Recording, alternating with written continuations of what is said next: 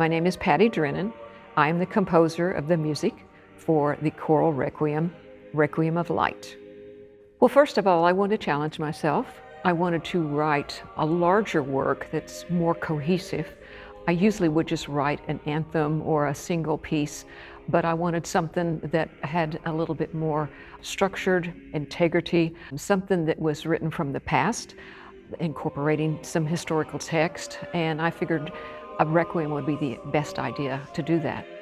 Well, I love the beauty of the voices without any added instrumental parts, and I think that's important to just let them showcase on their own. I wanted to make sure that the requiem wasn't solely a slow anthem or slow piece of work. I wanted to have some variety, like the Dies Irae, that's a little bit more turmoil, like drama within our lives.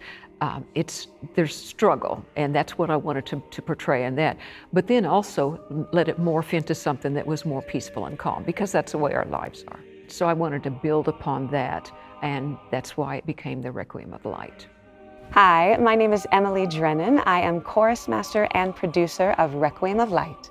We are here at Power Station Berkeley in New York City. Well, for us, we wanted to do something that was really her signature and something that was a little bit different. From a producer's standpoint, it's certainly difficult to do an entire a cappella requiem. In a traditional requiem, you have the orchestra where the singer has moments of rest, quite literally and figuratively, where they can rest their voice, where they have even 6 to 8 measures, where there's a brass interlude or something like that. But this is really unique because there's not a single moment where there's not one person singing. And so all of that has to be in tune, all of that has to be in tempo and lined up. So it's difficult to have all those layers and have everything without any breaks, particularly for the singers and for the component as a whole. Hi, I'm Sangeeta Kaur, and I am here recording Patti Drennan's album, Requiem of Light. Most of the time when we think about a requiem, it's a music that celebrates death and passing. Requiem of Light, bringing the word light into it, is really emphasizes the celebration. Getting to hear the requiem come to life. You hear it so much on phenolic software, and it plays mechanically, but it plays perfectly and exactly. But it's not the human voice. It's not something that each individual that sang today, it isn't something that came from their own lives and their own heart and their own interpretations on it. And so it was delightful to be able to hear that. The human voice is an instrument that we're born with. It is our entire body, every cell of our body. It's quite miraculous to create these sounds and these melodies and these harmonies. So really this album is like a celebration of life and death, but at the same time, the celebration of the human spirit. And she bringing the theme of hope through this. It's like, we are humans here standing together, creating this God-like sound that came from God. It is magical. And it's a lot of pressure because it's a very different thing from having an orchestra or even an instrument or piano to support you. But here you're just connecting to your sound and all the humans around you. It's a really special experience. Hello, I am Brian Giebler. I am fortunate enough to be the tenor soloist on Requiem of Light. There's this relationship between composers and the artists where they put the material on page and then we have to take it and make it our own. So of course, I'm sure Patti has her own idea of how she wants this and has heard it in her head as she's creating it on the page. And then I get to connect with her and figure out a way to make both what's on the page connect with my experience and bring it to life. You know, we talk about a Requiem Mass and we talk about mourning of the dead and celebrating that and bringing closure in a way. And I felt when I first heard this piece that she had a lot of pain and joy to celebrate in her life. She has on occasion talked about some special little Easter eggs that are hidden throughout the piece that are very personal to her. And that's not something that you can talk to Mozart about and find out. So to know those backgrounds and those histories make this Requiem even that much more special. We get their piece and we see where they were and we have the history as much as we've learned over the years. But with a living composer, you can really actually have the conversation and dive in a different way, learn more about what made them write the piece the way they did and their creative process. I think when we added the soloist, that's when the beautiful soaring lines that Sangeeta, the high B flat, it brought tears to my eyes, literally. And I think that's why we do what we do. That's why I think if I or any composer writes something that's glorious like that, that can move you to tears, then you've done your job. Sangeeta and Brian are not only amazing individuals and just wonderful people, but extremely talented.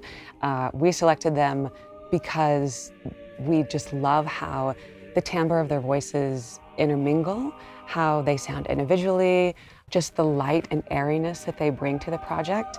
Immediately when we heard them, we knew that's it, that's who we want to have. Hi, my name is Stephen Fox. I'm the conductor of this recording, Requiem of Light by Patti Drennan. Like the title says, it is a Requiem of Light. It's not as dark as some other requiems, which are also wonderful, but I actually like this take. It's different. It's a different take on the Requiem. It has a lot of rhythmic vitality, and I think we're really trying to bring out the rhythmic energy in certain places. And the light, lux perpetua, the eternal light. It seems like Patti has really honed into that aspect of the text rather than the darkness. And so we're trying to give it the brightness that the piece calls for. There's so many great settings of the Requiem texts that focus on other aspects. And this has been really refreshing for me to see a setting that focuses on the hope and the brightness of the eternal light. We have to hold our own pitch because we don't have instrumental accompaniment. I think that's a challenge in any a cappella piece. And given that it's not just an a cappella work, but it's a longer one, about 35 minutes, you have to really keep the energy up the whole time. You don't get interludes where you have instruments playing. Essentially, other than the small solo duet interlude, the chorus is singing the entire time. I think it is freeing. In a way, I think it is. I think it's difficult and freeing at the same time because it allows you to really explore the depths, the highs and the lows of the voice and of what a single person and what a choral unit can do. So I think it's really nice to explore that and exciting to explore that. And it's just different too. It's unique, it's fun, it's exciting, and it's a challenge for everyone. It's the goal of this entire piece is to try to wrap the listener in the music, to have them be in the best seat, to hear every single nuance that Mom's created and that the choir has so gloriously presented. Singers can bring to life the music in a way that no other instrument can because they have the text and the inflection of the text that they can add in.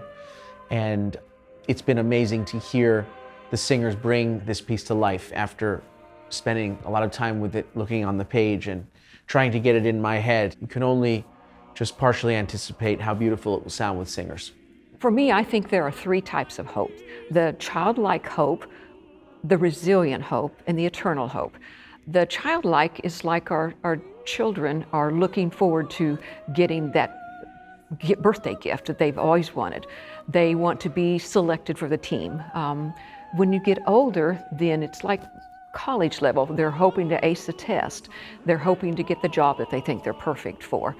But then as you get even older, then you think about all that your life and you start reflecting upon that and you start concentrating more on the eternal hope, the eternal life that you're going to have once you've lived your last day on this earth. We all have our own experience with death. We all have our own experience with loss. And then to be able to actually celebrate that in a community and a team and bring that all together in this way brings the humanity to it. I really can feel that in her piece and how she's really trying to celebrate life and death and pour out the emotion that she's been feeling and really find that catharsis. There's been a really satisfying dialogue between Patti and myself in the sessions, an exchange of ideas, and that's just a privilege to be able to work directly with the composer. When you're doing older works, you don't have that privilege. You can guess, but you never really know what would the composer think. She's given me tremendous insight into what inspired her to write the piece and in this way, to set the text in this way. She's also given me room to interpret the piece, which I love, and I think great composers write their work from a deep place of inspiration, but then they give it over to the world. Our hope is that people who are experiencing loss, because Requiem is a requiem for the dead, but it is not just a loss of a life, it's a loss of hope, a loss of dreams, a loss of a pathway, a loss of many different things. And I think anyone can relate to that. Anyone can relate to loss or to a yearning. And so we want anyone who feels alone or who feels in difficult situation to feel hope and to know that there is hope.